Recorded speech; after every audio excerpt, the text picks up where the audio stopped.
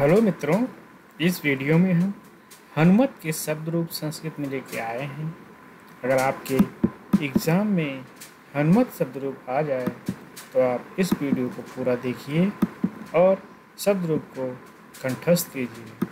प्रथमा व्यक्ति एक वचन में हनुमान, द्विवचन में हनुमंतो, बहुवचन में हनुमंतः। इसी तरीके से द्वितीया में हनुमंतम, हनुमंतौ, हनुमतः। तृतीया में हनुमता, हनुमद्भ्याम, हनुमद्भिः।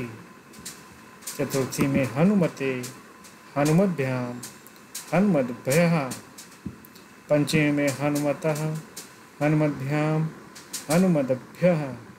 षष्ठी में हनुमतः, हनुमतोः, हनुमतां। सप्तमी में हनुमति, हनुमतोः, हनुमत्सु।